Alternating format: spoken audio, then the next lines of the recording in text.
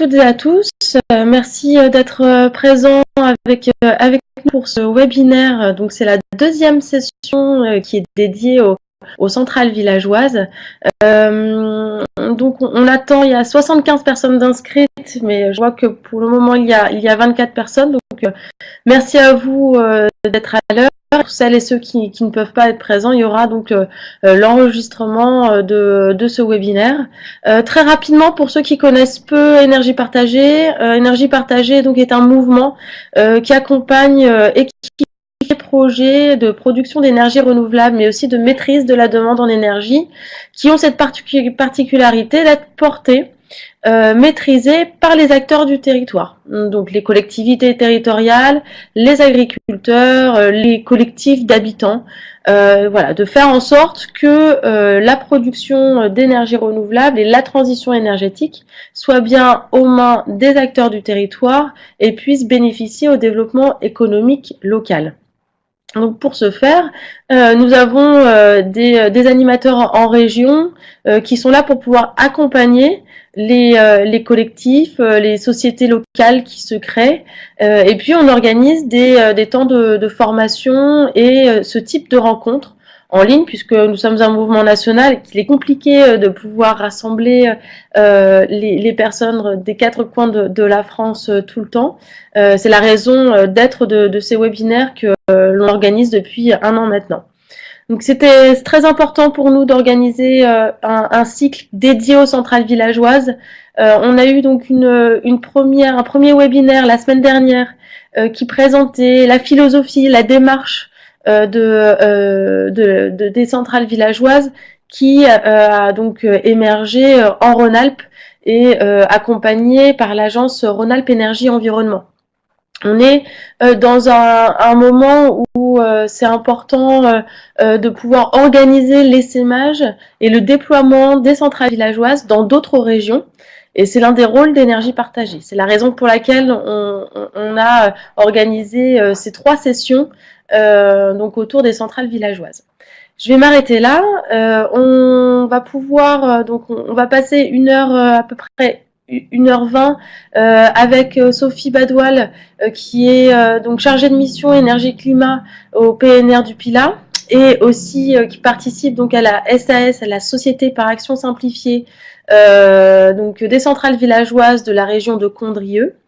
Et on a parmi les intervenants aussi Julien Otouli de la SIC, des centrales villageoises du Val d'Eyrieux, et qui est membre du conseil de gestion de la SIC, de la Société coopérative d'intérêt collectif. On vous propose donc des interventions en 2 temps. Avantage juridique, voilà, pourquoi avoir choisi d'un côté une SIC et de l'autre une SAS. À partir de ces interventions qui vont durer 10 minutes chacune, on prendra vos questions. Et ensuite, on continuera dans un deuxième temps avec le montage financier, donc le modèle économique des centrales villageoises pour que ce soit pérenne économiquement, et voilà, les relations avec les banques et toute la partie collecte, la levée de fonds.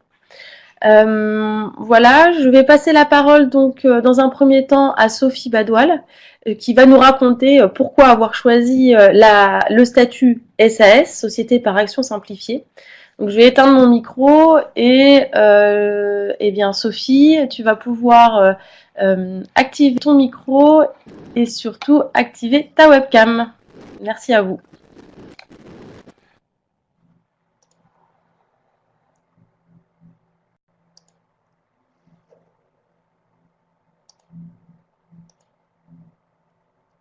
Oui.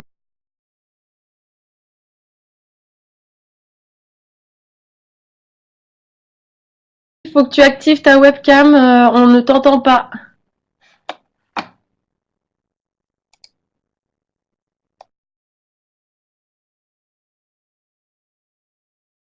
Et Sophie s'est déconnectée, je pense qu'il y a un problème de connexion. Ce que je vous propose, le temps qu'elle se reconnecte, c'est qu'on va passer en fait directement la parole à à Julien Antouli. Alors Julien on va pas pouvoir voir le visage de Julien puisqu'il on a un souci au niveau de la webcam, mais le principal c'est sa voix.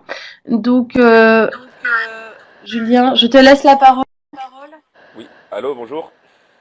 Bonjour, c'est bon, on t'entend bien. C'est bon, ça marche très bien. Oui, donc bonjour à tous. Donc, je vais vous présenter le modèle juridique et donc pourquoi on a choisi une société coopérative d'intérêt collectif pour mener ce projet. Donc, tout d'abord, donc moi je suis Julien Antouli, donc je suis membre du conseil de gestion de la SIC Centrale Villageoise du Val d'Erieux. Donc, un tout petit mot bref sur notre projet. Donc, on a lancé ce projet citoyen en 2011. Et on a abouti à la création donc d'une SIC en 2014. On a mis en service donc une centrale villageoise en 2015, donc de 9 toitures, qui est pour l'instant l'une des plus grosses centrales villageoises, je crois. Et donc aujourd'hui, en 2016, on est déjà sur le lancement d'un nouveau projet. Donc juste quelques chiffres. Notre premier projet, il représentait plus de 255 000 euros d'investissement. Et on a aujourd'hui une production annuelle de 108 000 kWh. Donc, je vais vous présenter la SIC en deux temps. Je vais d'abord vous parler du statut et donc des caractéristiques générales de la SIC, avant de passer à une mise en perspective du statut de la SIC avec les projets citoyens tels que les centrales villageoises. Donc, quelles sont les grandes caractéristiques d'une SIC? C'est avant tout une société commerciale classique, puisque les SIC doivent avoir un double statut. Donc elles sont SIC SA ou SIC SARL. Et depuis 2014, nous pouvons être SIC SAS. Donc c'est la solution que nous avons choisie. Société commerciale classique, ça veut dire que nous avons un but lucratif. Donc nous sommes coopératives, mais nous ne sommes pas une association. Nous avons un but vraiment lucratif. Ensuite, donc c'est une société coopérative. Ça veut dire que nous devons respecter les principes cardinaux des coopératives. Donc c'est avant tout une gouvernance démocratique, avec le principe principal, c'est vraiment une personne égale une voix, et non pas un euro égale une voix. Et société coopérative, ça veut dire que nous devons réinvestir la majorité de nos bénéfices. Donc c'est assez intéressant en termes de pérennité et de continuité. Enfin, une SIC, elle doit avoir un objet social qui n'est pas seulement lucratif, mais qui est lié à l'intérêt collectif. Et donc cet objet social, il est selon nous, c'est selon nous un objectif de développer un territoire. Donc développer un territoire dans ses composantes sociales, environnementales, économiques, etc. Et cet objet social, il est lié à l'intérêt collectif parce que nous associons dans une SIC des acteurs publics et des acteurs privés, puisque jusqu'à 50% de notre actionnariat peut être public. Et avoir de l'actionnariat public est une des contraintes de la SIC. Donc voilà, c'est vraiment une société commerciale classique qui respecte les principes coopératifs et qui se donne une ambition d'intérêt collectif en plus de sa rentabilité. Alors, quelle gouvernance pour être une coopérative? Il faut respecter certaines règles et certaines bases, et donc certaines règles démocratiques. Donc une SIC, elle a nécessairement une assemblée générale qui est vraiment la base de tous les pouvoirs. L'assemblée générale, elle est composée de tous les associés, et donc là encore je le répète, tous les associés qui ont tous une voix, peu importe le montant des souscriptions. Donc par exemple dans notre SIC, certaines personnes ont pris 100 euros de part sociale, d'autres personnes en ont pris 5000, ils ont tous les deux le même nombre de voix lors de l'Assemblée générale. L'Assemblée générale, c'est elle qui va décider des grandes orientations de la SIC, donc est-ce qu'on veut partir sur une centrale villageoise, est-ce qu'on veut partir sur un projet d'économie d'énergie, etc. Donc ça, c'est vraiment l'Assemblée générale qui décide. Et bien évidemment, toutes les grandes décisions sont soumises à son vote. Donc par exemple, lancer un nouveau projet, etc., c'est toujours soumis au vote de l'Assemblée générale. Cette Assemblée générale, elle a également le pouvoir d'élire deux organes qui vont diriger la SIC au quotidien, donc un conseil de gestion et un président. Et j'insiste sur le fait que ces deux organes sont élus avec un mandat qui est révocable à tout moment. Donc à n'importe quel moment, l'Assemblée générale des associés peut décider de mettre fin au mandat du conseil de gestion ou du président. Donc là encore, on a vraiment une garantie démocratique forte, qui est indispensable dans une société coopérative. Alors maintenant, plus intéressant, je vais essayer de vous montrer en quoi une SIC c'est vraiment un statut qui colle à un projet citoyen et qui apporte une réelle plus-value à un projet citoyen tel qu'un projet de centrale villageoise. Donc tout d'abord, être une SIC, c'est apporter une valeur ajoutée coopérative à sa société. Donc certes, la philosophie coopérative est très proche de celle des projets citoyens, ce qui est déjà important, mais pour nous, le réel intérêt, ça a été de se démarquer des autres entreprises du secteur. Donc je vais m'expliquer. Sur notre territoire, donc en Ardèche, on a eu beaucoup de problèmes avec des sociétés classiques, des sociétés commerciales assez crapuleuses qui vendaient des projets photovoltaïques à des personnes avec de très mauvaises intentions. Et donc au début, quand on a voulu lancer un projet de centrale villageoise, on a été assimilé à ces sociétés. Et le fait d'avoir un statut coopératif, ça nous a vraiment permis de nous démarquer et de montrer que notre but n'était pas d'arnaquer les gens, mais d'avoir un réel impact positif sur le territoire. Et ça nous a vraiment servi. Ensuite, le second grand avantage d'avoir une SIC dans un projet citoyen, à mon sens, c'est qu'on s'insère dans un réseau, le réseau de l'économie sociale et solidaire. Donc l'économie sociale et solidaire, ça regroupe l'ensemble des associations, des mutuelles et des coopératives, donc SIC et SCOP. Donc être dans ce réseau, c'est très important quand on mène un projet citoyen, parce que déjà, on peut donc collaborer avec des partenaires. Ça veut dire qu'on peut échanger des bonnes pratiques, on peut s'inspirer de certains partenaires, on peut prendre des conseils, par exemple, pour comment lever un capital citoyen, etc. Et actuellement, donc, il y a plus de 500 SIC en activité en France, donc ça nous fait vraiment un réseau assez important. Deuxième avantage d'être dans ce réseau très important, c'est qu'on reçoit de l'expertise et du conseil, puisque nous sommes donc membres de l'Union nationale des SIC et des SCOP, en étant une société coopérative. Et donc, dans cette union nationale, il y a toute une pléiade de compétences, des chargés de mission qui sont spécialisés en financement, en questions juridiques, en questions administratives, et on est vraiment aidé au quotidien par ces gens-là, par ces professionnels. Et ça nous a vraiment servi à plusieurs étapes du projet d'être aidés par des professionnels, d'avoir vraiment des conseils de professionnels. C'était très important. Enfin, le statut coopératif, à mon sens, il facilite la levée de fonds quand on veut mener un projet citoyen, pour la simple et bonne raison qu'on s'est rendu compte que parmi nos souscripteurs, la majorité était attirée par le côté environnemental du projet des centrales villageoises, par le côté transition énergétique. Mais il y en avait certains, une minorité certes, mais quand même certains qui étaient venus pour ça, qui étaient donc venus dans notre société seulement pour la dimension coopérative du projet. Donc ça aurait pu être un projet environnemental, social ou autre. Ils seraient venus pour le côté société coopérative, démocratie locale, etc. Donc pensez-y, ça peut être vraiment important pour attirer des gens à intégrer votre société. Le statut coopératif attire beaucoup de gens. Alors, il y a des avantages à mener un projet citoyen avec une SIC, mais il y a également des inconvénients et des contraintes. Donc j'en ai récupéré les deux principales selon moi, et donc je vais essayer de vous montrer pourquoi ce sont des contraintes, mais pourquoi ça peut être un avantage. Donc tout d'abord, quand on veut créer une SIC, on doit obligatoirement avoir des prestataires de services ou des producteurs de biens dans notre capital social. Donc je m'explique. Avant 2014, pour créer une SIC, il fallait avoir des salariés dans le capital. Depuis la loi ESS de 2014, cette obligation a été assouplie. Donc aujourd'hui, on doit juste avoir des prestataires de services ou des producteurs. Donc dans le cadre d'un projet centrale villageoise, ça veut dire que nous avons l'obligation d'avoir des producteurs photovoltaïciens, donc les personnes qui vont nous installer tous les panneaux, dans le capital social.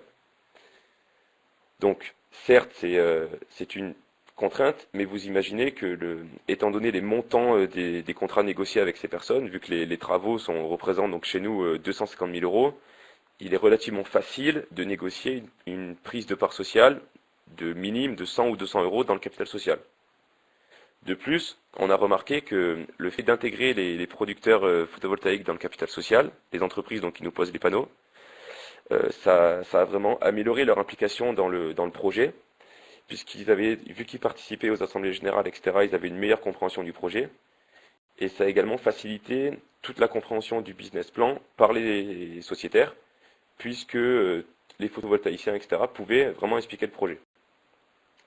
Ensuite, deuxième contrainte, nous devons donc réinvestir la majorité des bénéfices. Donc légalement, en fait, ça se traduit par une obligation de mettre en réserve au minimum 57,5% des bénéfices, des réserves impartageables, donc qui ne peuvent pas donner lieu à de dividendes.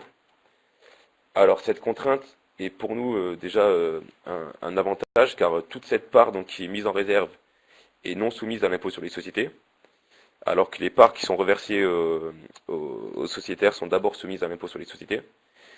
Et ensuite, on a remarqué que la plupart des gens qui investissent dans un projet citoyen et un projet de centrale villageoise ne le font pas pour la rémunération des parts sociales ou pour les dividendes, mais vraiment pour apporter un plus à leur territoire. Et dans cette optique-là, il nous semble plus intéressant de réinvestir l'argent qu'on gagne et de faire de nouveaux projets plutôt que de verser des dividendes. Donc pour conclure, je dirais que le statut SIC est de plus en plus attractif car il s'est vraiment flexibilisé depuis la loi ESS de 2014. Donc parmi les principales flexibilisations, donc j'ai déjà parlé on n'a plus l'obligation d'avoir un salarié dans le capital. La part des collectivités publiques a été améliorée également. Puis avant, on pouvait avoir seulement 20% du capital. Aujourd'hui, on peut avoir 50% du capital qui est aux collectivités territoriales. Donc c'est un statut flexibilisé, c'est un statut en forte expansion. La SIC est en forte expansion, ça va augmenter le réseau des SIC, ça va augmenter l'expérience des SIC. Donc c'est vraiment bénéfique pour nous. Ce statut, il peut être combiné aux avantages des autres types de sociétés. Donc, depuis 2014, on peut créer des SIC SAS. Et donc, vous allez comprendre avec l'intervention de Sophie Badois tous les avantages d'avoir une SAS. Et donc, je dirais que c'est un statut qui est idéal pour allier l'action publique et l'initiative citoyenne, qui sont, à mon sens, deux des éléments indispensables dans la création d'un projet citoyen et donc dans la création d'un projet de centrale villageoise. C'est indispensable, à mon sens, d'allier sur un territoire rural à la fois les collectivités territoriales rurales et les initiatives citoyennes, car l'un sans l'autre, nous ne pouvons pas y arriver. Voilà, je vous remercie. J'ai terminé. Bien, c'était très clair. Est-ce que tu peux désactiver ton micro, s'il te plaît? Merci. Alors, je vois qu'il y a des questions. Je vous propose qu'on continue avec Sophie Badoil sur la partie choix du montage juridique. Et ensuite, on pourra répondre à vos questions. Sophie, je te laisse démarrer la webcam plus le son. Et en attendant, je mets ta présentation.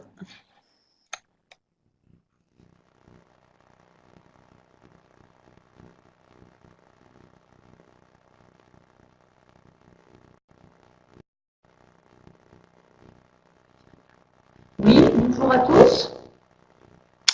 Voilà, je suis connectée. Alors donc, on va parler maintenant. Un instant, Sophie, parce que le son est assez saturé. Est-ce que tu peux essayer de diminuer le son qui vient de chez toi pour voir si le son de ton micro, c'est possible? C'est mieux comme ça? Non, il y a des interférences qui sont pas très agréables. Ouais, c'est bon, mais j'avais pas l'autre jour.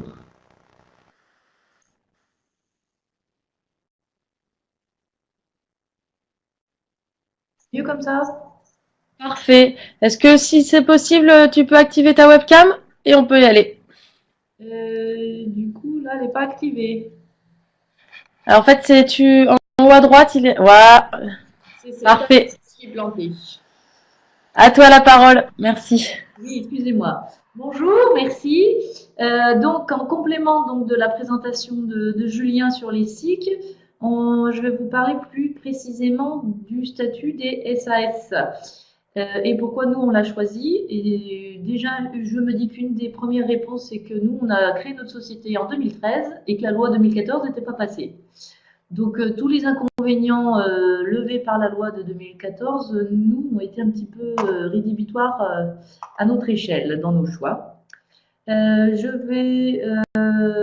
réinsiste sur l'aspect concept citoyen qui était bien partagé par tout le monde et le lien au territoire et l'aspect territoire proche des gens, donc communauté de communes et parc naturel régional. On a mis 4 ans, j'ai remis un petit peu l'historique entre un différent nombre de réunions publiques que nous avons constitué pour un petit peu sensibiliser le local et voir si un projet citoyen pouvait avoir une issue positive sur notre territoire d'un petit bout de parc. Et donc, on a réalisé en parallèle les études techniques et les études un petit peu paysagères et juridiques, puisqu'on était dans une phase un petit peu d'expérimentation. Et on a fait les travaux en 2014, du coup. Je vous fais un petit aperçu de l'ensemble du projet réalisé avec 8 bâtiments équipés dans la commune d'Aix, une petite commune au nord du parc, dans la partie Rhône du territoire du parc du Pilat, qui est entre Lyon, Saint-Étienne et Vienne. Nous, on a 500 mètres carrés de panneaux et une puissance de 76 kW crête, et cette année, on a eu plus de 80 000 kWh de production. Voilà, pour vous situer un peu l'ensemble. L'aspect ensuite, principe de la société de gestion qui a été retenu par l'ensemble du groupe des citoyens. Nous, à l'échelle du territoire, dans le cadre de l'expérimentation, on avait créé à l'époque un comité de territoire où on rassemblait les collectivités, les partenaires techniques, dont l'Agence Rhône-Alpes Énergie Environnement, initiatrice et porteuse du projet expérimentation, le parc, les administrations et des représentants d'habitants issus des réunions territoriales qu'on avait fait et on en avait déjà 2-3 qui étaient motivés pour un petit peu s'impliquer dans ce projet. Donc, on a eu une présentation un peu des statuts et principes généraux et il a été choisi la SAS. Alors, pourquoi la société aura quand même plusieurs missions. Donc, il y aura de l'aspect technique, assurer l'installation, l'exploitation de la centrale, rétribuer les loueurs, créer d'autres projets à l'échelle d'un territoire qui est la communauté de communes. Là. Donc, on a 11 communes, on a eu des débats sur la taille du territoire. Financer des projets de rénovation, tant qu'on y était, et puis quand même était en répartie des fonds en réserve pour d'autres projets. Voilà. Et l'importance d'une gestion collégiale. Donc c'est tout ça qui fait qu'on est parti sur un statut d'une SAS. Donc je vous ai représenté là ce qui était important pour le collectif des partenaires et des citoyens qui sont venus dans l'aventure au fur et à mesure. La SAS, c'était la côté très grande souplesse dans la rédaction des statuts et du coup la volonté de faire quelque chose de coopératif avec une gouvernance locale. Ce qui est aussi l'objectif d'une SIC, mais la SIC nécessite quand même la présence au conseil de gestion et au capital des collectivités locales. Et nous, à l'époque, les collectivités locales suivaient de loin, mais n'étaient pas totalement impliquées ou confiantes dans l'issue positive d'un tel projet. On a eu des débats aussi sur le nombre de participants. Donc la SAS nous permettait de mettre le nombre d'actionnaires que nous souhaitions, sans avoir besoin, comme dans certains cas, de reprendre des groupes d'associations intermédiaires qui regroupent un ensemble de citoyens pour prendre des parts. On avait aussi le débat de se dire on va faire plusieurs collèges avec des poids différents dans les décisions pour justement bien garder une gestion locale et pas éventuellement être repris par tout plein d'actionnaires qui viendraient du monde entier. Et puis, on s'est rendu compte que c'était un petit peu compliqué et surtout coûteux en termes de statut et de gestion après de la SAS. Donc, on a abandonné par la suite cette possibilité et on a gardé un président indépendant et un conseil de gestion qui lui est nommé à l'Assemblée générale. Et puis, du coup, avec dans la rédaction des statuts, une volonté d'être très, qu'il y ait 2/3 des personnes du conseil de gestion qui soient issues du territoire très proche du projet visé. Voilà. Les points faibles donc, que j'ai évoqués, c'est le fait que les collectivités ne peuvent pas être présentes au capital. Donc c'est pour ça, en ce sens-là, que l'ensemble des centrales, du collectif des centrales villageoises, un petit peu fait du lobby et voit si on peut, avec la loi TEPCV et ESS, ouvrir ça. Donc c'est possible, c'est pas très clair sur les modalités, mais maintenant c'est possible. Et puis il y avait aussi la crainte de se dire qu'un actionnaire, une grosse entreprise extérieure, prenne la main sur la société et s'empare après du projet citoyen collectif et que les citoyens se sentent un peu démunis. Donc ça peut être résolu lors de la rédaction des statuts. C'est là où c'est pour ça que c'est très important d'être vigilant sur la rédaction des statuts. Du coup, il se posait aussi la question de qui a le droit de faire partie de la société, des personnes physiques et morales, et les citoyens voulaient aussi qu'il y ait des mineurs. Beaucoup ont d'ailleurs pris des parts pour leurs enfants et petits-enfants, et on a aussi ouvert après par la suite les statuts et les souscriptions aux mineurs. Donc c'est en ce sens-là que ce statut SAS a été pris également. Et alors on a eu, donc, comme je vous disais un peu tout à l'heure, des débats sur le périmètre et d'une part d'intervention, qui est bien les 11 communes de la communauté de communes. Par contre, sur l'origine des actionnaires, comme on était plusieurs centrales villageoises à se créer sur la région Rhône-Alpes, on se posait la question de dire est-ce qu'on ne va pas être en concurrence les uns avec les autres, se piquer les actionnaires entre guillemets, et puis quid d'une gestion locale, donc est-ce qu'on ne serait pas des collèges de différents niveaux. Donc ça n'a pas été finalement, après échange avec le juriste qui accompagnait le projet, avec Rhône-Alpes Énergie, on a laissé tomber cette solution pour dire que finalement, ça serait un groupe de gestion où on écrirait dans les statuts qu'il y aurait 2/3 de gens habitants sur la région de Condrieu, voire le parc du Pilat. Voilà pour comment on a essayé de résoudre ce problème-là avec une simple SAS. Bien sûr, comme pour la SIC, ce qui est important dans cette démarche citoyenne, c'est le principe coopératif. Donc, on peut le mettre dans les statuts, un homme, une voix, comme pour la SIC, indépendamment donc, du capital détenu. Donc, bon, il se trouve que chez nous, on a peu eu de cas de grosse prise de capital. Alors, la seule entreprise qui n'en est pas une au sens propre, qui est la SEM Soleil, la Société d'économie mixte pour accompagner les projets des développements d'énergie renouvelable des collectivités. Et là, ils ont fait un test avec le projet citoyen pour voir si on pouvait mixer les deux. Du coup, la prise de décision aussi aux actionnaires pour suivre un peu les travaux et l'ensemble. Donc ça, c'est lors des assemblées générales et via un certain nombre de lettres d'information et puis la petite internet qui était aussi gérée par Rhône-Alpes Environnement. L'aspect justement plafond de prise capitale, ce qui évite d'avoir le risque qu'une grosse entreprise rachète toutes les actions. Et on peut juste avoir une exception, mais qui doit être validée en assemblée générale. Et donc là, dans le cadre du montage du projet, là, pendant les 2 premières années, on ne savait pas trop où on allait, qui prenait quoi au fur et à mesure. Donc pendant 2 ans, de toute façon, ce plafond pouvait être dépassé. Et donc là, cette année, on a 2 ans d'existence. Et donc, en assemblée générale, on va soumettre au vote le fait que justement, la SEM Soleil, qui a plus de 10% de part, puisse être toujours à ce niveau-là ou pas. Voilà, mais bon, ils nous ont bien dépanné pour le montage. Le choix de la centrale villageoise de la région de Condrieu, de faire des actions de très faible montant, 50 €, parce que toutes les autres ont 100 € de l'action, pour justement l'ouvrir aux enfants. Et on a eu, comme on était en fin d'année pour la période de souscription, pas mal de cadeaux de Noël de petits-enfants, où ils ont eu une part dans la centrale villageoise. Et on a aussi les enfants de l'école sur laquelle, de la commune de Liège, où on a posé les panneaux, qui ont pris aussi des parts. On a fait une obligation aux nombreuses entreprises de prendre 10 parts pour faire un apport plus subséquent, mais du coup, dans les petites entreprises locales, aucune s'est engagée pour l'instant. Et puis, la notion importante du capital variable, qui est la soupape de sécurité, qui évite, à chaque fois qu'on a de nouveaux actionnaires, de refaire un dépôt de changement de statut. Donc, c'est ça qui est important. Donc là, ce n'est pas écrit dans les papiers, mais à chaque fois, il faut dire SAS à capital variable. C'est une petite obligation administrative, mais qui a son importance au quotidien.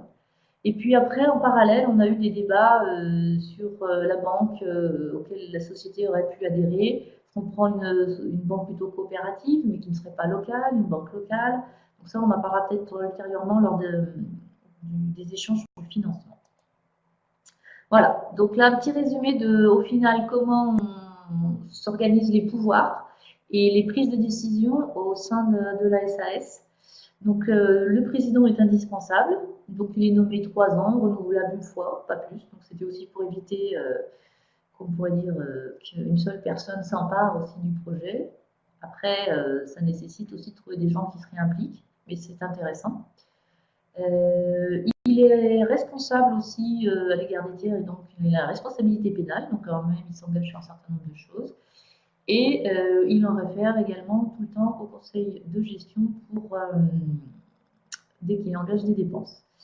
Donc nous, ce qu'on a rajouté, c'est le conseil de gestion, qui n'est pas indispensable dans une SAS, mais qui du coup peut être réuni très régulièrement, autour d'une dizaine de personnes, entre 6 et 12 membres, ça c'est écrit dans les statuts, et donc avec une importance des habitants de la région de Condrieu, de la communauté de communes, pour intervenir en cas de problème. Parce que l'on a vu lors des travaux, il y a besoin d'être très souvent présent, et puis pour des réunions, des fois tous les 15 jours ou tous les mois, c'est pas plus mal de ne pas venir des quatre coins de la France. Et puis donc, c'est elle qui suit et gère le quotidien et les affaires courantes. Et ensuite, pour l'instant, on en est une fois par an, où on réunit l'ensemble des actionnaires en assemblée générale. On a par contre résolu la question du lien direct aux actionnaires, pour notamment les plus éloignés, via l'édition de newsletters. Donc là, on en est à la 5e depuis 2 ans d'existence. Voilà. Et donc après, l'Assemblée générale, c'est les majorités aux 2 tiers, et sur les grosses modifications lourdes, et notamment aussi dans le changement de vente des actions. C'est validé en assemblée générale, et c'est le conseil de gestion qui en amont valide les gens qui veulent rentrer au sein de la société. Voilà ce que je pouvais vous dire à propos des choix et de l'organisation de la SAS. Et bien sûr, après, on pourra discuter.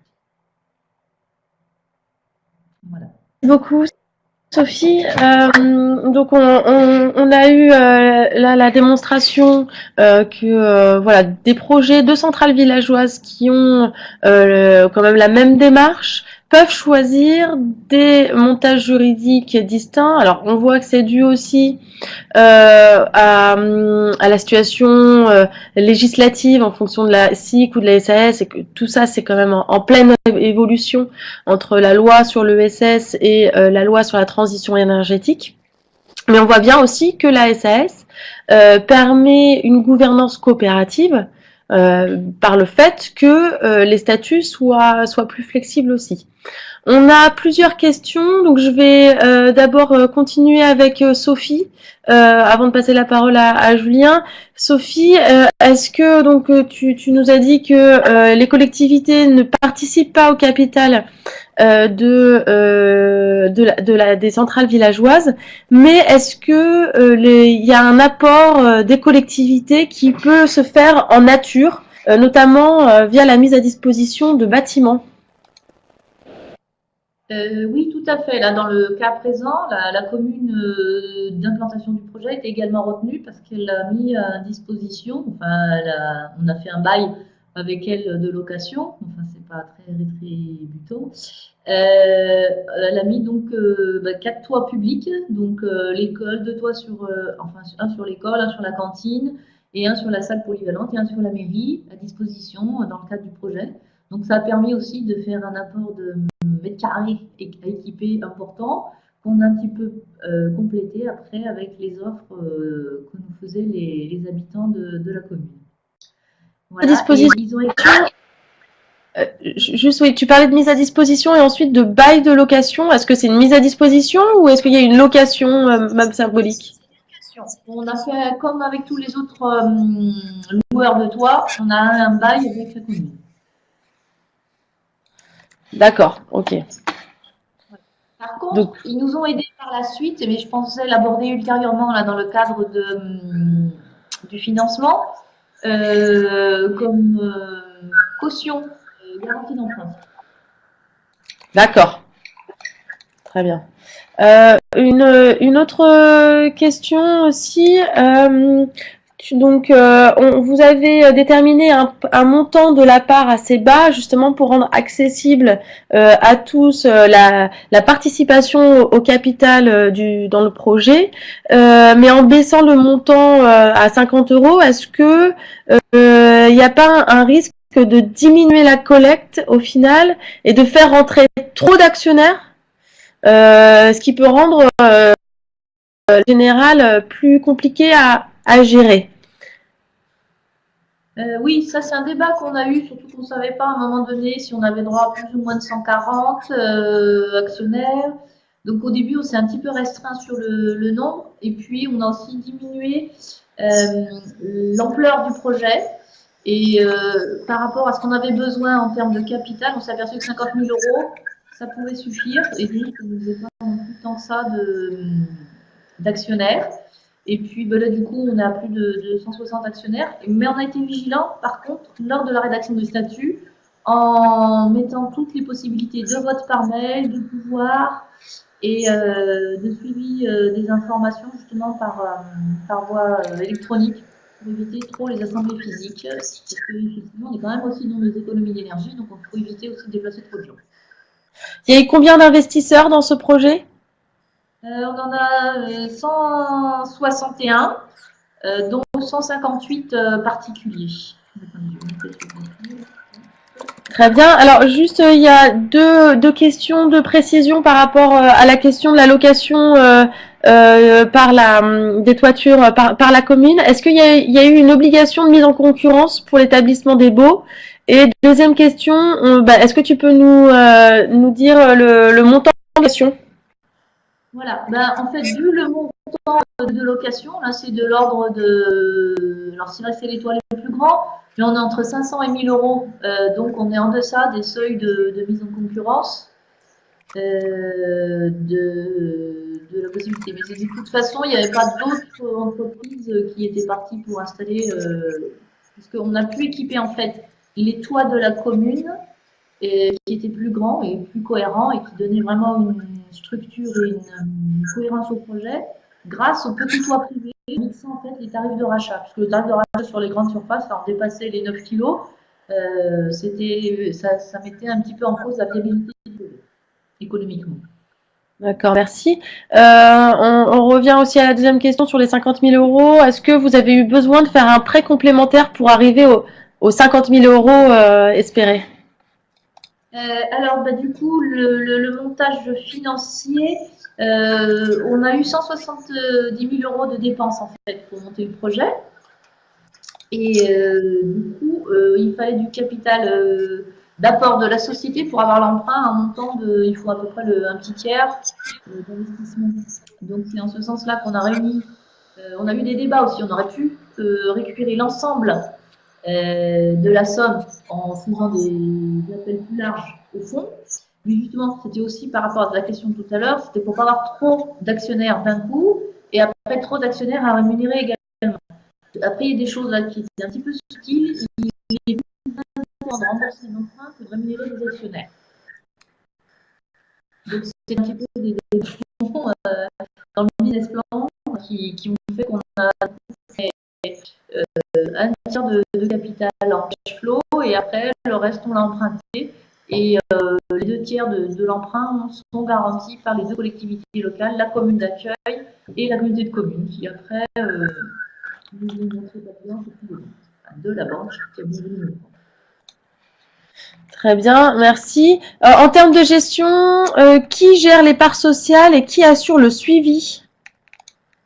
C'est le conseil de gestion, justement, qui fait le quotidien. Où dedans, il y a un trésorier et puis on a pris un comptable externe. C'était un débat aussi il y avait une très forte volonté, comme c'était un petit projet, on ne savait pas où on allait, de limiter les dépenses. Donc c'est aussi en ce sens-là qu'on n'a pas retenu la solution SIC, parce qu'il fallait forcément un commissaire aux comptes qui fait plus de 3 000 € de dépenses par an, enfin voire un certain nombre d'obligations. Mais du coup, on a préféré, vis-à-vis de nos actionnaires et puis être tranquille aussi pour l'exemplarité, prendre un service comptable externe qui nous fait un peu la gestion et les bilans et la gestion quotidienne, donc des factures, des entrées, des sorties, c'est le président et trésorier, tout ça. C'est pas mal de boulot, mais c'est sympa. Merci. Alors, il y a plusieurs questions sur la partie financière que je vous propose de garder pour la deuxième partie, si ça vous convient. Alors, il y a quand même une question encore pour vous, pour toi, Sophie. Est-ce qu'avec la loi de l'ESS, il faut encore un commissaire aux comptes pour la SIC SAS? Je sais plus. Je sais que maintenant c'est beaucoup plus facile. En fait, j'ai plutôt fait en sens inverse. Les collectivités peuvent aller à l'échelle des SAS. Donc en fait, on pourrait ouvrir notre capital de SAS. Sauf que les modalités sont pas encore très claires. Et je crois que le commissaire aux comptes est peut-être plus indispensable sous un certain seuil d'investissement. En tout Mais cas, je de votre... Ouais, je pense que c'est plutôt Julien qui va pouvoir répondre aussi à cette question. On... j'ai un flou d'un coup. D'accord. Je vais passer aux questions avec Julien. Donc, Sophie, tu peux éteindre ton micro. Julien, tu peux activer le tien. Oui. Alors, c'est bon, vous m'entendez? Oui, après moi je m'entends en double par contre. Ok. Alors, du coup, pour la question sur le commissaire aux comptes, du coup, la loi ESS 2014 a supprimé cette obligation. Donc, du coup, ce n'est plus obligatoire la simple présence d'un expert comptable, enfin, l'établissement des comptes par expert comptable suffit. Donc, j'ai noté plusieurs questions sur la SIC, donc je peux y revenir une par une. Du coup, la première, c'était est-ce qu'il faut encore un agrément préfectoral? Donc non. Ça, c'est depuis 2012 et depuis un décret ministériel de 2012, l'agrément préfectoral n'est plus indispensable. Ensuite, on a une question donc, de Monsieur Farad sur nos nouveaux projets, sur le réinvestissement des bénéfices, etc. Je répondrai brièvement. On lance un nouveau projet de centrale villageoise parce que nous avons déjà le savoir-faire de l'animation d'un projet de centrale villageoise.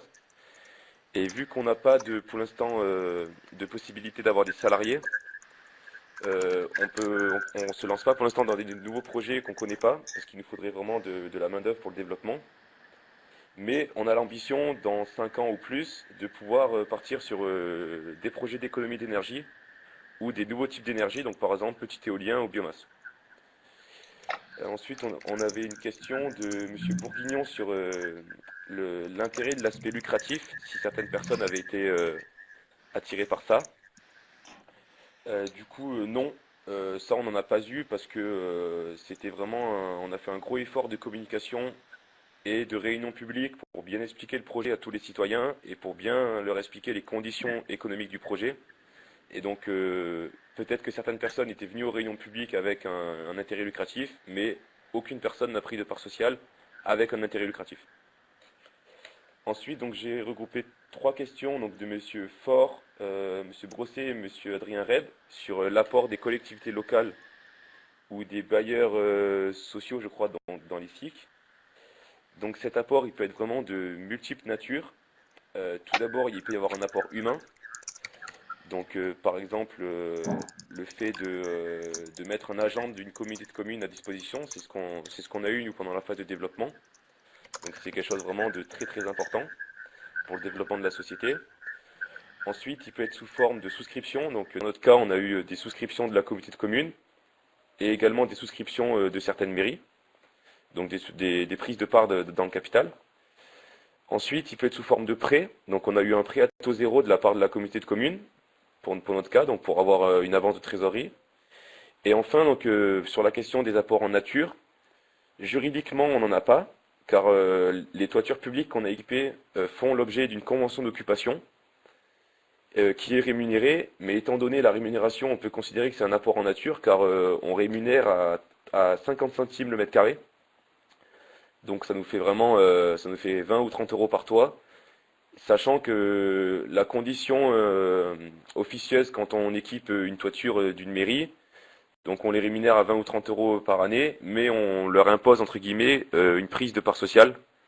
On peut considérer que c'est un apport en nature, quoi, dans les faits. Ensuite, sur la liquidation du capital social, donc toutes les questions qui tournent autour donc, de la liquidation du capital, la cession des parts, etc. Donc, le premier élément dans une SIC, c'est un des principes coopératifs majeurs, on ne peut pas revendre une part plus chère que ce qu'on l'a acheté. Donc dans ce cas-là, nous, nos parts, elles sont à 100 euros, donc nos actionnaires ne pourront jamais les revendre plus de 100 euros. C'est vraiment un principe fondamental. Cependant, ils peuvent les vendre à tout moment. Vu que le capital est variable, on peut avoir des entrées et des sorties à n'importe quel moment. Il y a quand même une condition sur les sorties. Un des principes, c'est que les actionnaires sont solidaires des pertes. Ça veut dire que si une année on a un résultat négatif, il faut donc imputer ce résultat négatif et ça réduit le capital social. Donc par exemple sur notre première année, là vu qu'on n'a eu aucune rentrée d'argent, on a eu qui était prévue, mais donc une perte de 11 000 euros. Ça veut dire que notre capital social a diminué de 11 000 euros. Donc ça veut dire que toutes les parts sociales ont diminué donc de 11 000 euros divisé par 75 parts. Donc actuellement, si quelqu'un veut vendre sa part sociale, le montant, je crois, est environ à 90 euros. Donc voilà, c'est la seule condition, c'est qu'on est solidaire sur les pertes de l'année en cours. Et sinon, les actionnaires peuvent les vendre à tout moment, et donc maximum le prix d'achat. Sur le nombre d'investisseurs, on nous avait posé la question, donc pour notre cas, donc je viens de le dire, c'est 75 investisseurs. Et donc on a à la fois des collectivités publiques, à la fois des citoyens, mais également des entreprises et des associations.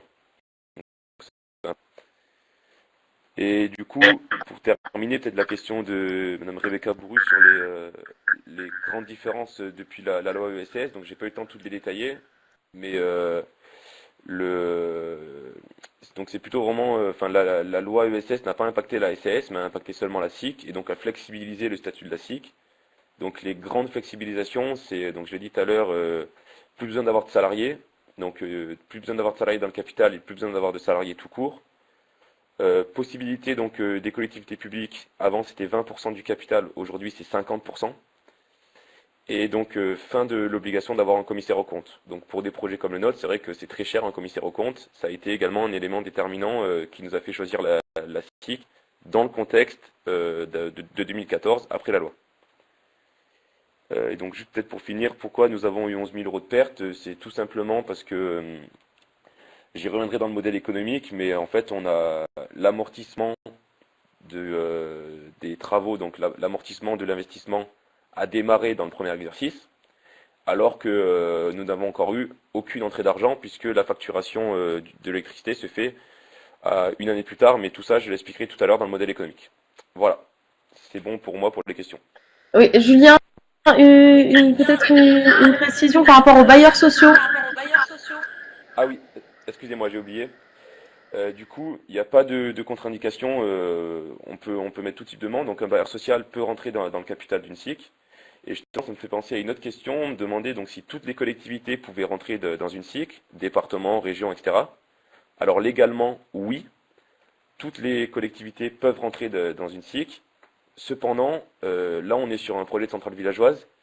C'est à mon sens pas dans la philosophie des centrales villageoises d'intégrer une région ou un département, car le but c'est vraiment d'avoir un projet qui est cantonné à un petit territoire, et donc de faire avec les collectivités territoriales de ce territoire. Alors après légalement c'est possible, mais c'est vraiment pas une option qu'on a voulu essayer, quoi. Voilà.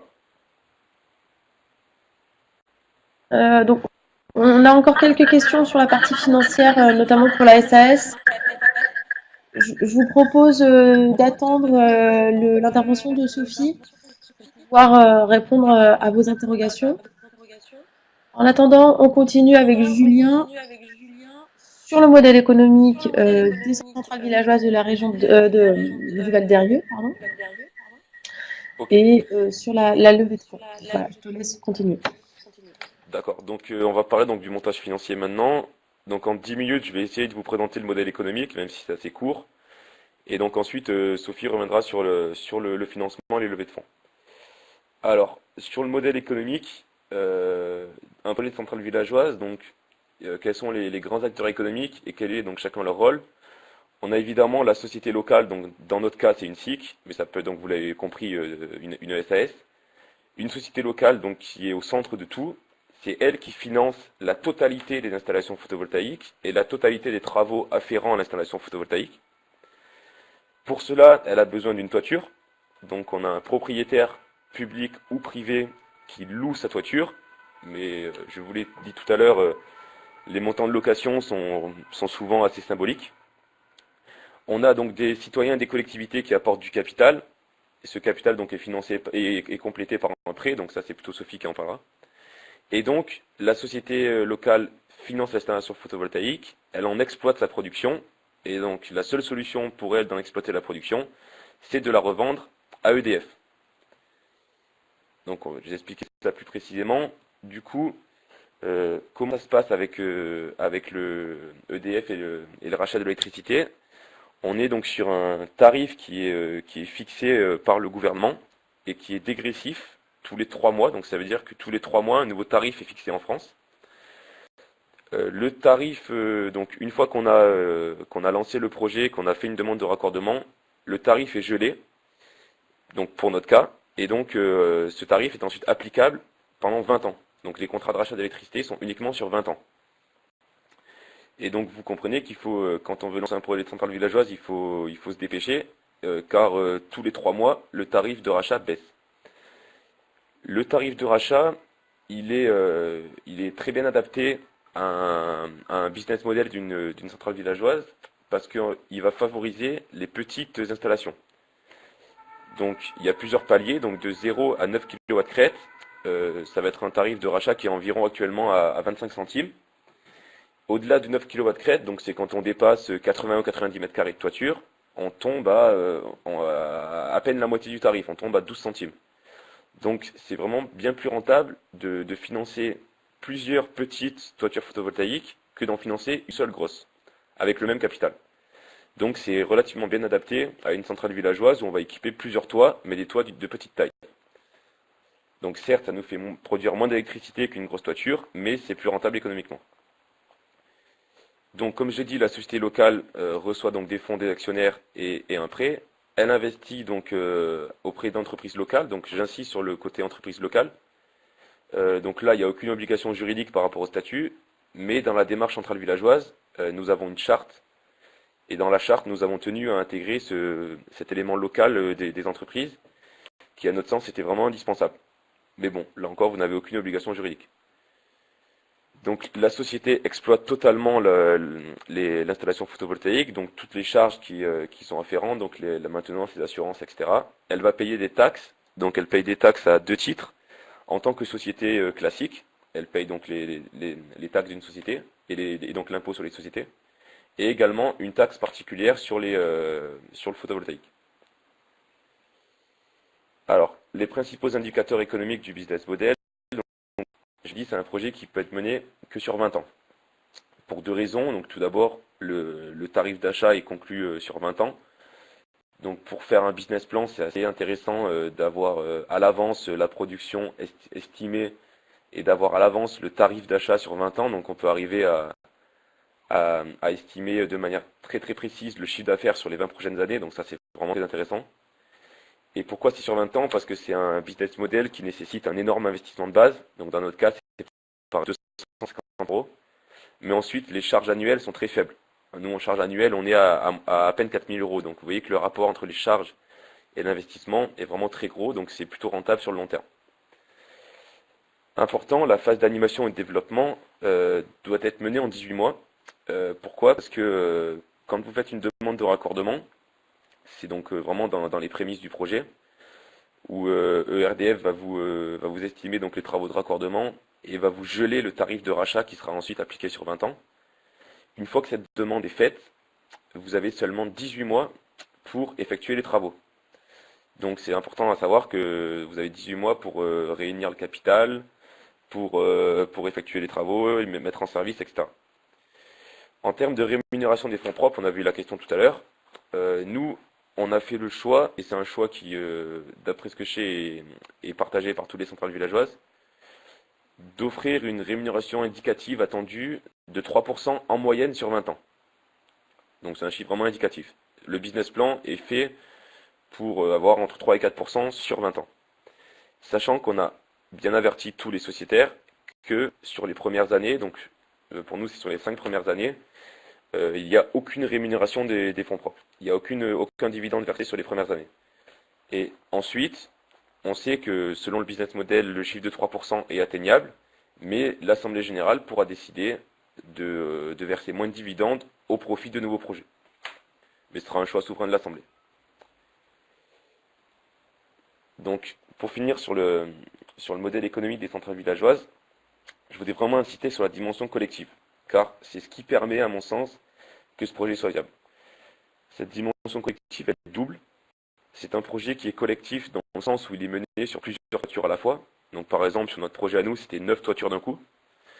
Et c'est un projet qui est collectif dans le sens où il est mené sur plusieurs territoires. Donc au début, on était 6 territoires centrales villageoises. Aujourd'hui, il y en a plus de 12 ou 13, je crois. Alors, quels sont les avantages à mener un projet sur plusieurs toitures? Tout d'abord, vous allez mutualiser plusieurs coûts. Donc cette mutualisation, elle va apporter vraiment deux bénéfices. D'une part, certains coûts fixes vont être imputés sur plusieurs toitures. Donc ça va être tous les coûts fixes afférents donc à certaines taxes, à la création aux frais de création de la société, l'immatriculation, etc. Que vous fassiez 5 toitures, 10 toitures, sont les mêmes frais, du coup c'est plus intéressant de faire 9 ou 10 toitures. Ensuite, vous allez faire de grosses économies d'échelle, car par exemple nous, donc ça a été 9 toitures, ça a représenté 700 mètres carrés de panneaux photovoltaïques. Donc au niveau des photovoltaïciens, on a eu de bien meilleurs prix, car ils ont pu négocier vraiment de gros rabais sur le prix des panneaux, par exemple. Quand vous commandez 700 mètres carrés d'un coup, c'est évidemment vous avez un prix plus faible au mètre carré que si vous en commandez une trentaine. Ces économies d'échelle, donc elles se retrouvent dans quasiment tous les postes de dépenses, vu qu'on fait 9 toitures d'un coup, tout est x9.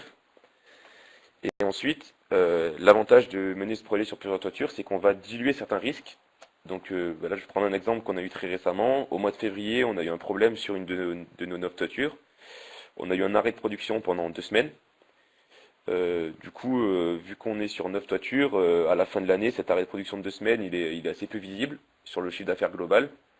Alors que si vous faites un projet sur une ou deux toitures, si l'une des deux s'arrête de produire, ça vous fait directement un trou. Ensuite, l'avantage de mener un projet collectif sur plusieurs territoires, c'est que vous pouvez avoir des offres de services mutualisées.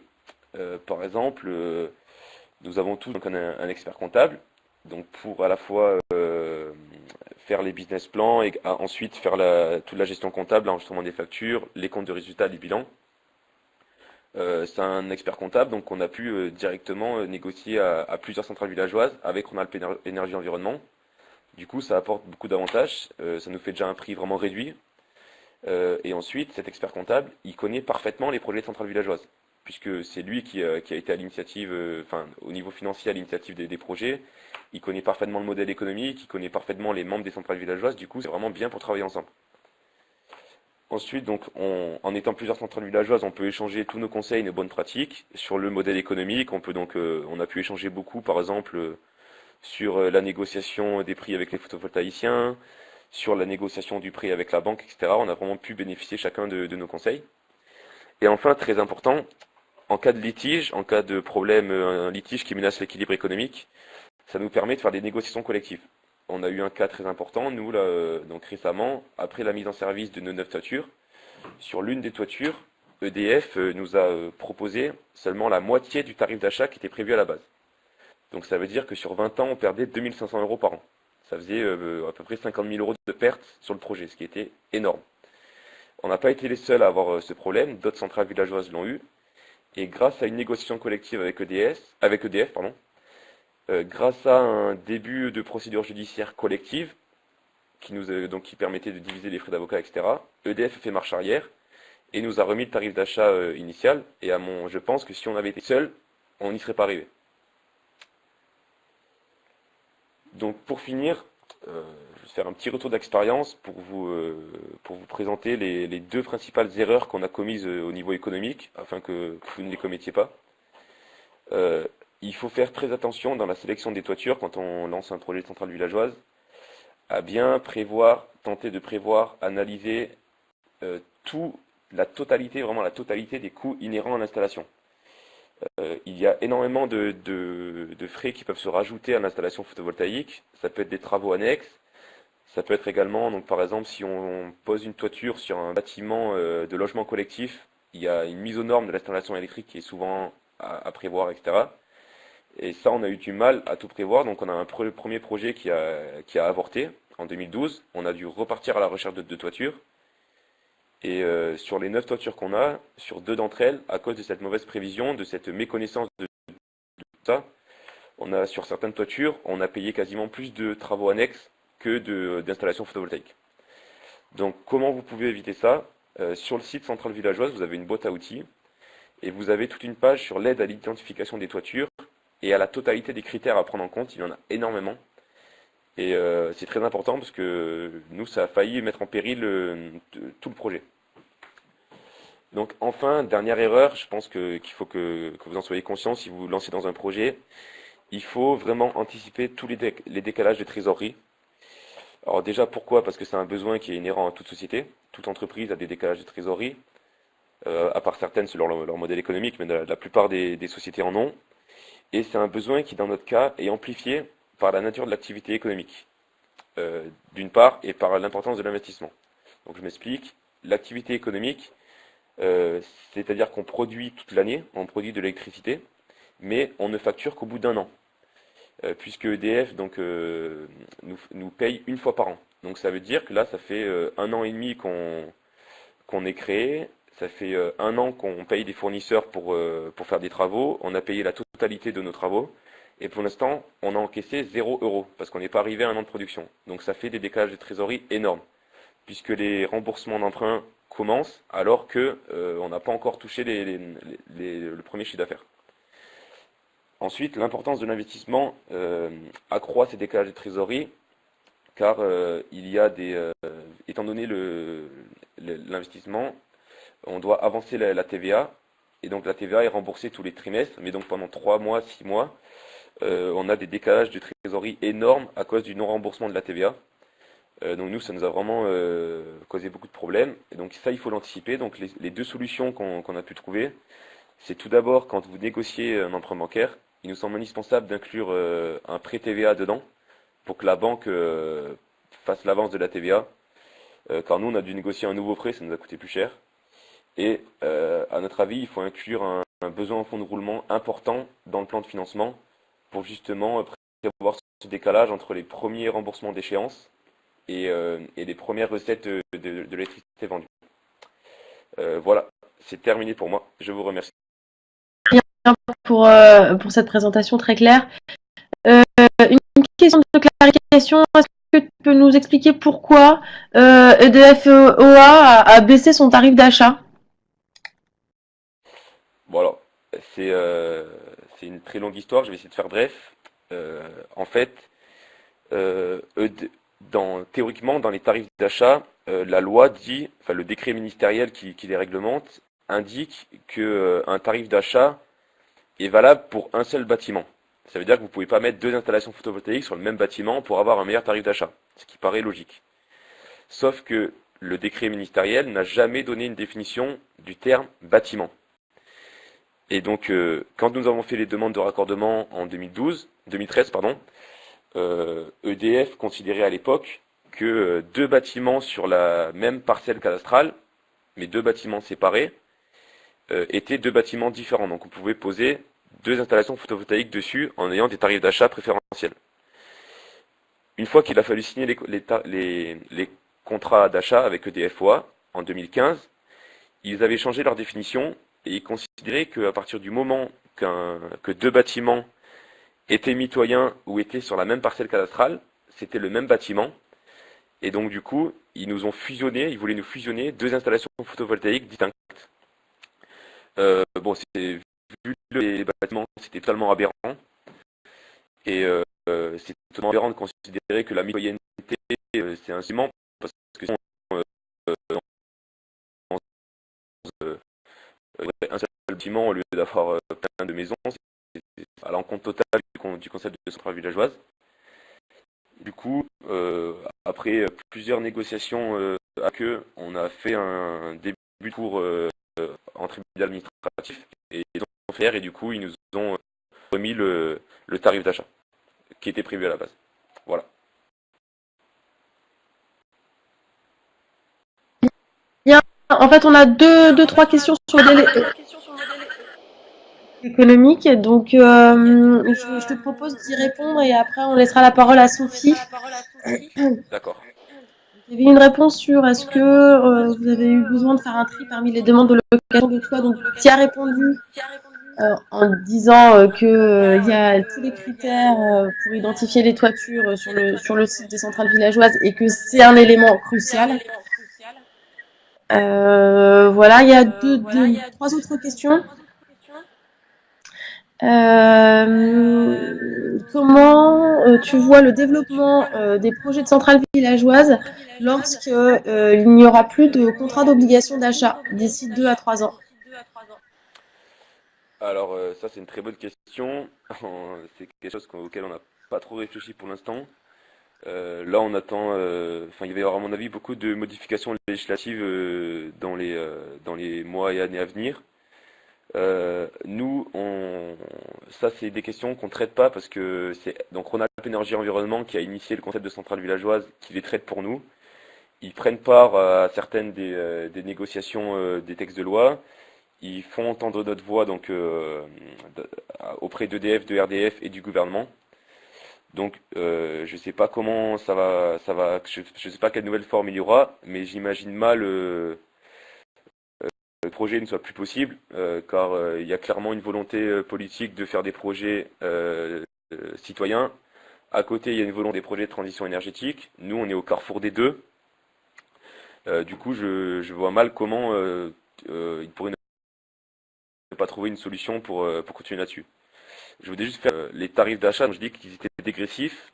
Jusqu'à aujourd'hui, ils sont dégressifs parce que le prix des installations photovoltaïques est également dégressif, puisque les panneaux sont vraiment en baisse constante. Le prix des panneaux est en baisse constante. Et donc là, justement, on arrive un petit peu à la fin de ça également. Donc c'est une autre question qui est intéressante, c'est comment vont évoluer les tarifs d'achat. Est-ce qu'ils vont continuer à baisser alors que le prix des panneaux ne baissera pas, ou est-ce qu'ils vont être gelés? Donc ça, on est dans l'attente. Voilà. Quel est le coût moyen de vos installations? Euros par watt crête. Euros par watt crête. Et en même temps, une double question. Quel rendement de la production de vos installations en kilowattheure? Kilowatt crête. Ok, ça marche. Donc, bon, calcul de tête, une toiture de 9 kW crête. Au total, c'est entre 25 et 30 000 euros chez nous. Il y a à peu près entre 15 et 20 000 euros de travaux donc purement photovoltaïques. Et ensuite, il y a une série de travaux annexes à côté selon où est la toiture, etc.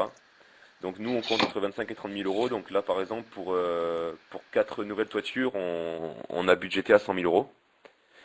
Et ensuite, le ratio watt crête, dans les estimations, on a pris 1050 kWh par an par kilowatt crête.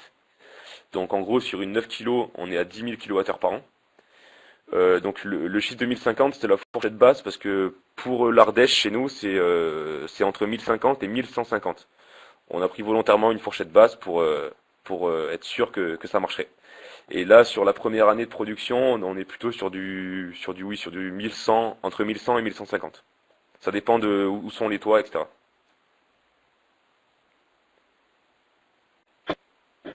Une question, est-ce qu'il y a une réflexion sur la revente de l'électricité à d'autres distributeurs que EDF? Alors oui, ça c'est notamment Enercop. Ouais, alors c'est une question qui vient très souvent en assemblée générale. Pour l'instant, c'était EDF pour la simple et bonne raison que c'était la seule solution viable économiquement.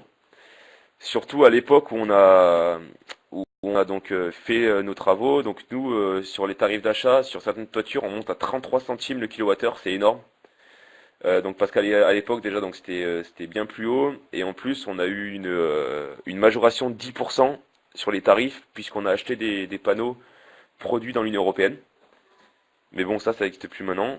Et donc oui, c'est en réflexion, mais pour l'instant, économiquement, ce serait pas viable. Du coup, c'est dur d'imaginer ça dans un très court terme. Mais une fois qu'on aura viabilisé notre société, peut-être que ce sera possible.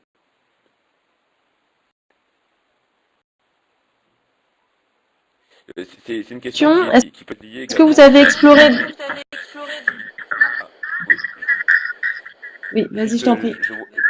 je vois que la personne qui parlait de ça parlait donc d'une cohérence avec les valeurs. C'est une question qui, à mon avis, il y a une question parallèle. Par exemple, c'est sur bon, Sophie en parlera, mais c'est sur le choix des banques.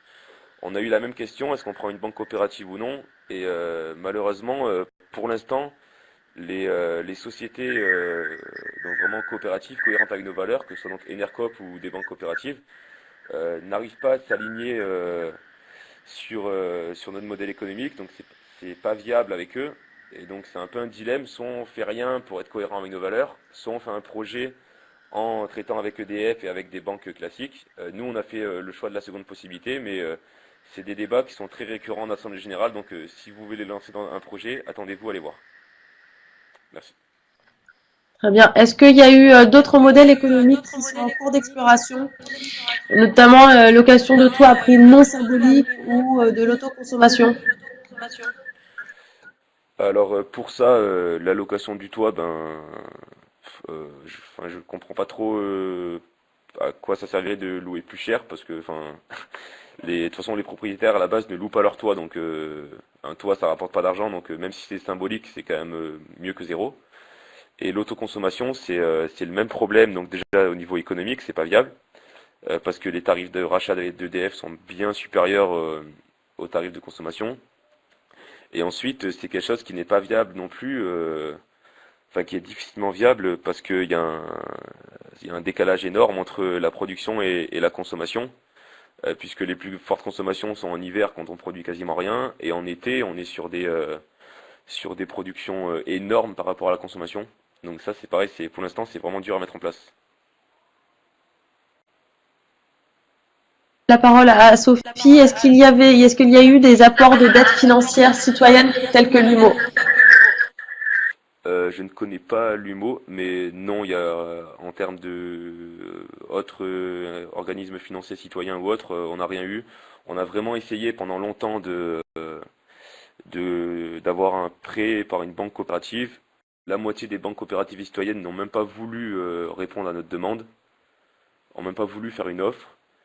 Et du coup, on a fait le choix d'une banque locale qui a fait une offre bien en dessous des prix du marché et qui, pour l'instant, on en est très content parce que on a eu beaucoup de problèmes de trésorerie, etc. récemment.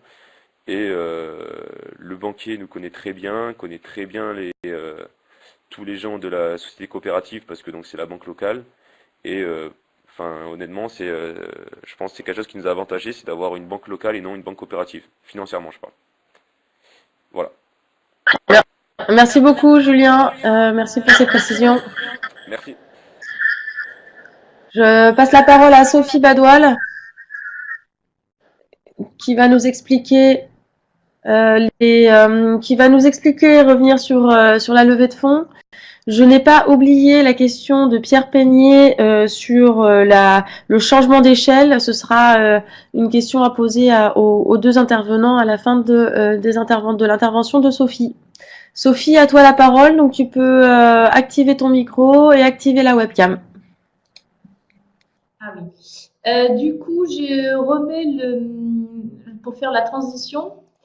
Je remets la page des différentes étapes de financement et les montants financiers là, pour compléter un peu les questions des uns et des autres. Sur qu'est-ce qui Tu peux démarrer ta webcam, Sophie? Oui. Si. Merci. Ah, voilà. Oui, donc du coup, je vous ai remis le tableau un peu récap de tous les points financiers du projet par rapport aux différentes questions qui sont passées là, pour avoir une deuxième vision. Donc, les coûts, je confirme que les coûts de raccordement, nous ont fait abandonner un certain nombre de gens qui avaient gentiment proposé leur toit, puisque le coût était supérieur à l'investissement photovoltaïque.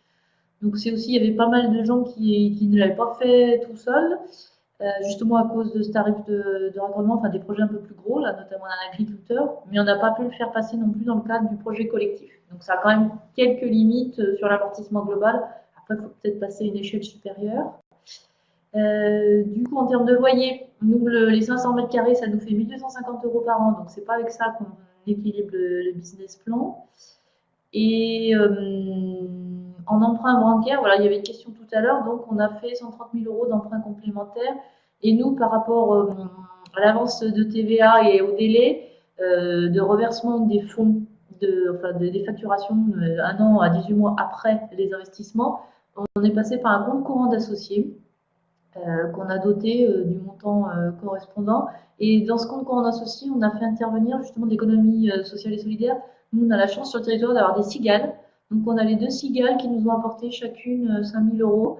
Et puis, on a complété ce compte courant avec, comme je disais tout à l'heure, la SEM Soleil, la Société d'économie mixte de la Loire. Voilà. Donc ça, c'était un petit peu pour apporter quelques éclairages financiers. Et donc, nous, en termes de banque, on est passé par la NEF, parce que c'est la seule qui a voulu nous faire un prêt. Et encore, ça a été assez compliqué en termes de garantie d'emprunt, de nantissement. Il fallait donner un petit peu, garantir notre culotte, nos chemises et nos fonds privés personnels, tout juste, pour pouvoir emprunter. Donc c'était aussi parce qu'on était les premiers à se lancer dans l'investissement et qu'on ne savait pas trop où on allait. Donc là, c'est vrai que depuis, les autres centrales villageoises ont eu, comme en Ardèche ou ailleurs, des banques classiques qui sont intervenues et à des taux bien plus intéressants que nous, parce que nous, on a un taux de 4,15 au final. Donc c'est pour ça aussi, on a des débats là qu'on va soumettre à l'AG là en avril. Est-ce qu'on change de banque pour avoir justement un taux d'emprunt plutôt à 2,7 comme les copains et qui du coup nous fait un temps d'amortissement et de retour très nettement plus intéressant. Mais du coup, il y a aussi le fait que c'était une banque coopérative qui nous a soutenus. Donc c'est des choses qui seront soumises à l'Assemblée générale. Une Voilà, question, parce que une question complémentaire. Est-ce que vous avez pensé à recourir à des financeurs pour des prêts tels que France Active ou le réseau Entreprendre France Initiative qui propose des prêts à taux zéro? On n'est pas passé par là parce on connaissait pas et on essayait de faire nous avec l'esprit social local et coopératif. C'est vrai qu'on n'est pas passé non plus par l'humo parce que on connaissait, enfin, c'était pas la volonté. On a fait, justement, je vais vous expliquer, par le bouche à oreille, et puis qu'à l'époque, l'humo n'existait pas et qu'on ne pouvait pas passer par des plateformes coopératives, enfin, de financement. La seule qui était possible, c'était gentiment EPI, mais il y avait un droit d'entrée qui nous paraissait important par rapport à l'époque à ce qu'on pouvait investir et qu'on ne savait pas trop où on allait non plus. Voilà, en termes d'organisation. Donc, du coup, je vais revenir. Sophie, une dernière question de clarification par rapport à ton tableau. Donc le financement du projet, là, c'est sur combien de toits, quel type d'assurance, et les charges financières n'apparaissent pas. Les charges financières. Les charges annuelles, elles sont là. On a dû les mettre, hein, parce que dans le business plan, on les a tous mis. Assurance. Alors, assurance, c'est la dommage ouvrage qu'on a dû faire, puisque c'est une société. Alors, la SIC, ils l'ont peut-être. Bah, si, ils ont dû le faire aussi. Comme c'est une société chez les privés, quand en fait un privé se met ses panneaux sur son toit, il le déclare pas à son assurance, enfin, il n'y a pas d'impact. En fait, nous, comme on est une société externe chez des gens, on a souhaité, puis c'était indispensable, d'avoir une assurance dommage ouvrage pour tout ce qui pouvait se passer par la suite. Et ça, donc, en fait, ça n'existait pas. Qu'on puisse assurer plusieurs toits où il y avait des contrats d'assurance hors de prix. Donc là aussi, c'était une grande aventure pour trouver un seul assureur qui a bien voulu nous faire une offre cohérente avec nos capacités de remboursement et d'investissement en charge annuelle. Voilà. Et puis maintenant, c'est suivi, c'est les visites annuelles et puis tout ce qui est relevé automatique. Nous, on a tout équipé, je crois que toutes sont équipées de suivi des productions en temps réel. Et donc, sur les sites des centrales villageoises, la production du site. Oui, en fait, les charges financières font référence au remboursement du prêt, comme l'indique Anne-Claire Poisson. Oui, voilà. Donc, c'est plus ces informations-là. C'est inclus dans le business plan. Donc là, c'est peut-être pas mis dans le récap général. Mais on rembourse sur 12 ans le montant. Donc on a 14 000 € par an, je crois. Puisqu'on a une obligation de mise en réserve de 5% avec la SAS à minima des revenus. Et donc voilà, c'est que l'État pour reverser à l'actionnaire. Et pareil, on a dit qu'on ne touche à rien pendant 2 ans et qu'on les commence à rémunérer au bout de 5 ans. Parce que nous, avec des parts à 50 €, on ne va pas verser 50 € à tout le monde. Merci, je te laisse continuer.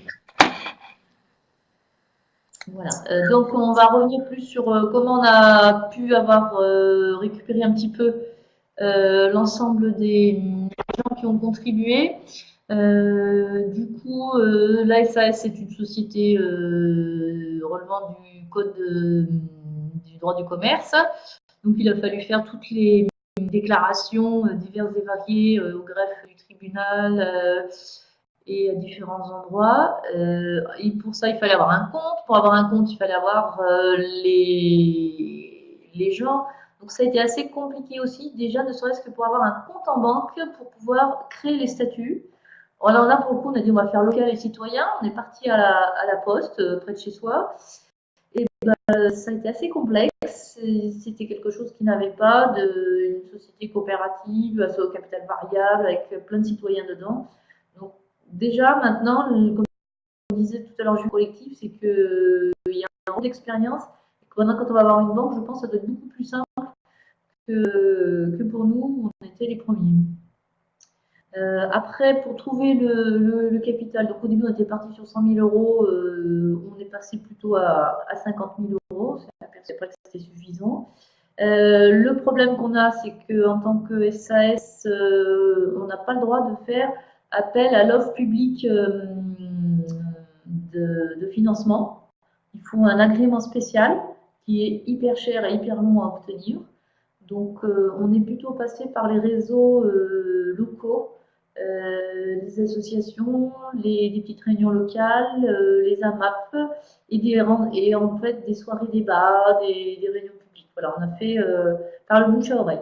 Et puis quand quelqu'un était intéressé, c'était un peu pour ça qu'on appelle ça les réunions Tupperwatt. C'est un concept suédois. Quand quelqu'un est intéressé, il réunit quelques amis et puis donc quelqu'un du collectif d'habitants allait présenter le projet. Et un petit peu récupérer les projets de souscription. Il a fallu récupérer en fait des chèques avant de pouvoir ouvrir un compte. Donc là aussi, il y a eu un moment un petit peu délicat de gestion par le conseil, enfin les futurs présidents et conseils de gestion. Voilà, c'était un petit peu l'aspect délicat de la chose parce qu'il faut tout faire en même temps. Et sur le site des centrales villageoises, là, il y a un petit peu le petit 1, petit 2, petit 3 pour créer une société, mais il y a plusieurs choses qui court-circuitent et qu'il faut mener de front. Voilà, donc c'est un petit peu ça le retour sur l'appel à fonds public. Et donc on s'est posé la question, puisque justement tout le monde pouvait se dire pourquoi pas ouvrir un compte sur Internet et puis faire un appel aux dons, mais donc en tant que revente d'énergie justement avec des aides, on ne pouvait pas faire passer par ce procédé-là à l'époque. Voilà, c'était un petit peu les éléments par rapport je ne sais pas si ça répond un peu aux questions qui sont posées. Je propose peut-être de répondre à des questions. Oui. Il y a plusieurs questions qui se posent. Est-ce que justement pour des nouveaux projets, vous auriez recours à la finance participative, donc sur des plateformes, de ce qu'on appelle les plateformes de crowdfunding? Alors ça, du coup, on a un jeune nouveau membre du conseil de gestion qui a fait un master là-dessus et qui nous a fait un petit sondage auprès des anciens actionnaires, savoir s'ils étaient prêts d'une part à se remobiliser et puis du coup à passer via une plateforme internet. Donc on a un résultat de 60%.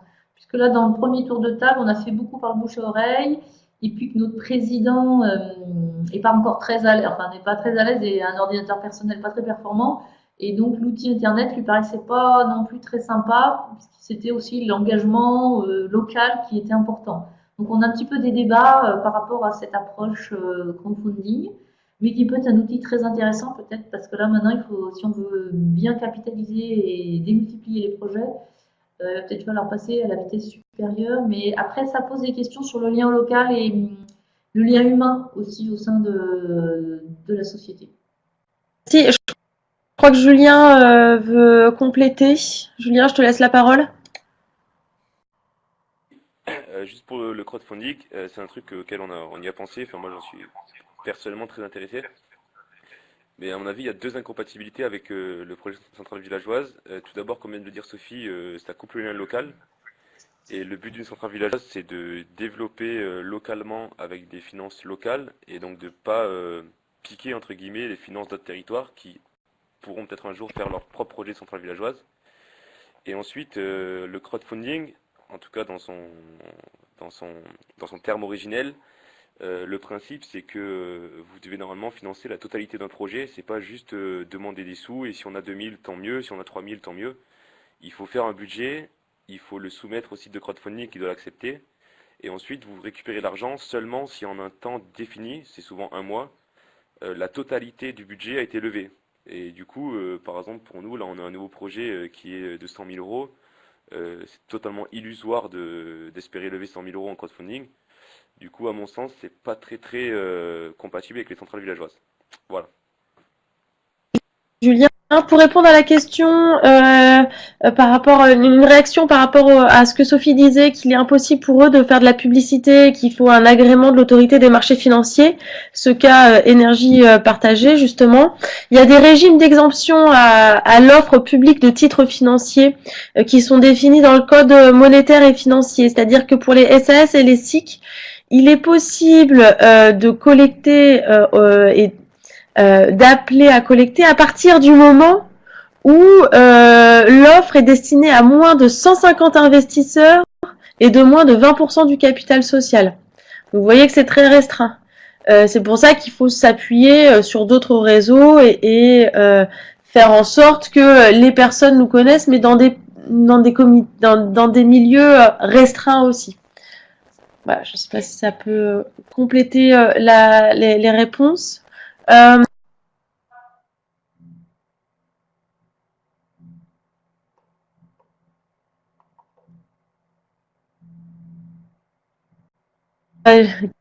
Couper le microphone. Oui, d'autres questions, notamment sur les bénéfices. Quel est le bénéfice annuel de la société, Sophie? Du coup, pareil, la première année, on a été négatif puisque c'était prévu. On a fait des dépenses et on n'a pas eu de rentrée. Et cette année, on a un petit bénéfice de 2000 euros. Parce qu'on a eu une bonne année bien ensoleillée. Et a priori, dans le business plan, c'était prévu à partir de l'année, enfin plutôt 4, on était très positif à 20 000 euros et on pouvait imaginer provisionner pour rétribuer les actionnaires, puisque c'était aussi un des objectifs de la société, puisque c'est une SAS. Bien que, comme il y avait une question, ça ne soit pas généralement le mobile principal pour les souscripteurs. C'est plutôt le projet collectif, original, de transition énergétique offert à tous, de faire une rémunération. On a visé le 3%, donc voilà, on s'est dit c'est mieux que les fonds de caisse d'épargne et c'est moins que des choses d'exclusif. Voilà. Donc c'était un peu le démission qui était calé comme ça. D'accord, on va prendre deux dernières questions et toutes les questions auxquelles on n'aura pas répondu, on vous répondra par mail et donc par écrit. Alors, est-ce qu'il y a eu une évaluation des retombées économiques pour la collectivité, taxe, emploi, pour le territoire de manière générale, je dirais? C'était un objectif de la société. On a essayé de prendre au maximum les entreprises locales. Nous, on a pris un installateur de panneaux de la ville d'à côté. On a pris le menuisier du coin pour faire les coffrets. L'entreprise locale pour faire les planchers. On a essayé de prendre au maximum les artisans locaux. Des panneaux européens, puisque français, on n'a pas eu de panneaux qui avaient la capacité, l'agrément CSTB qui nous fallait bien assurance. Après, la terme d'emploi, là encore dans l'instant, c'est plutôt du bénévolat, puisque le conseil de gestion donne beaucoup de son temps et à titre gratuit, avec une rémunération légère des frais de déplacement. Nous, c'est plutôt en termes social les retombées qui sont intéressantes, puisqu'en fait, là, ils nous disent bien, il y a un avant et un après projet central villageoise dans la vie du village. Il y a une volonté d'un peu plus de liens et une volonté du coup puisqu'il n'y a plus aucun commerce sur la commune, de recréer un petit café associatif, de refaire un petit peu un espace ciné-débat, c'est plus de cet ordre-là pour l'instant, les retombées. Très bien, merci. On termine par une question qui avait été posée auparavant en disant, voilà, donc en gros les centrales villageoises, ça offre une faible rémunération, il y a une absence de plus-value à la revente de l'action, là c'était ce que présentait Julien. C'est vertueux et surtout lors d'un premier projet. Mais la question, c'est est-ce que ça ne représente pas un frein pour un changement d'échelle à plus long terme? Quels sont donc là cette question elle est posée à la fois pour Julien et pour Sophie. Quels sont vos projets et vos ambitions pour le plus long terme en fait? Disons que je pense que l'idée c'est de refaire un deuxième projet là une fois qu'on a résolu tous nos problèmes de tarifs de rachat, de contentieux là, donc ça y est, ça s'est soldé. On va pouvoir passer à un autre projet, mais c'est vrai que c'était assez consommateur en énergie et en temps là, parce que c'était un petit peu l'expérimentation. Là, c'est vrai qu'on a un petit peu du mal à concrétiser une deuxième phase d'investissement et un petit peu la dimensionner. On a des pistes. Le problème, c'est de les caler dans le temps aussi. Pour refaire un deuxième projet global, on a des choses qui nous arrivent un petit peu au compte-gouttes. Donc, on en est un petit peu. On lance un peu aussi on a relancé les phases de réunion locale pour essayer de trouver un autre site intéressant. Voilà, on est un petit peu entre deux là pour l'instant. D'accord. Il y a Pierre qui précise sa question, enfin qui continue en posant la question à l'intégration d'une réflexion sur le changement d'échelle dans le cadre du projet des Smart Grid sur les haies. Oui. Du coup, ce projet, c'était pour surtout affiner les études en amont, d'anticiper les problèmes justement de raccordement.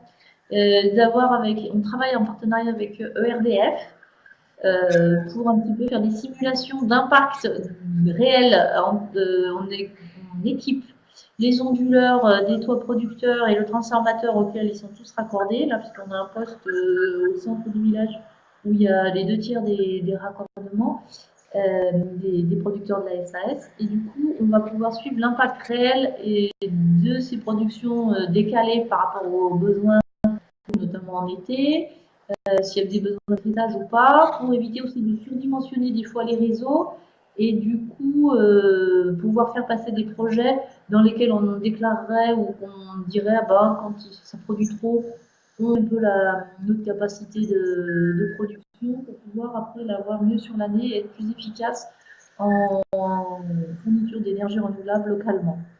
Donc c'est un peu dans ce sens-là où c'est un projet de smart grid.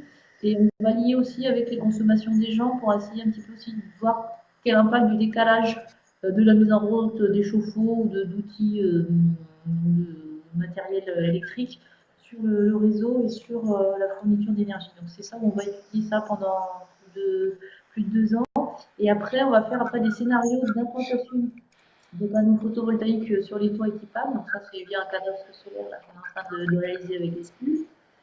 Qui va nous permettre après de voir si on se dit on équipe tous les toits ou pas pour aller vers un territoire d'énergie positive, quel impact sera sur le réseau. Voilà, on est un petit peu et après on essaiera de passer en fin d'expérimentation à l'échelle du TEPOS. Ça, c'est un objectif du programme expérimental après les centrales villageoises. Merci beaucoup Sophie pour toutes ces précisions. On termine avec Julien et après on va tous partir manger. Désolée pour le retard, il est 13h06. Julien, je te laisse répondre à la dernière question par rapport au changement d'échelle et à vos perspectives sur le long terme. Oui, du coup, au niveau du changement d'échelle, à mon avis, il y a plusieurs gros freins. Déjà, le fait que les tarifs d'achat soient dégressifs, hein, on est obligé de rester sur des petites toitures. Ensuite, au niveau du changement d'échelle territoriale, nous, on a eu la volonté de rester sur un seul et unique territoire et de pas aller concurrencer d'autres territoires. On essaie plutôt actuellement là de faire émerger des centrales villageoises ailleurs et ça marche plutôt bien pour l'instant. Euh, euh, pour l'instant, ouais, nous, on va essayer de refaire un projet de centrale villageoise et de viabiliser déjà notre premier, la société. Et c'était vraiment un des objectifs qu'on s'était fixé, c'était de ne pas devenir gros, c'est de rester petit et plutôt d'essayer de faire d'autres petits à côté de nous plutôt que de devenir une grosse société. Voilà ce que j'ai à dire pour finir. Bien, je compléterai quand même en disant que au sein d'énergie partagée, il y a vraiment un enjeu de pouvoir travailler sur l'essaimage. L'agence Rhône-Alpes Énergie et Environnement a travaillé sur la mise en place, sur l'exploration du modèle des centrales villageoises. Il y a vraiment un enjeu dans les différentes régions de France de pouvoir s'appuyer sur ce type de modèle, mais il en existe d'autres aussi, pour pouvoir multiplier et faciliter le montage de projets.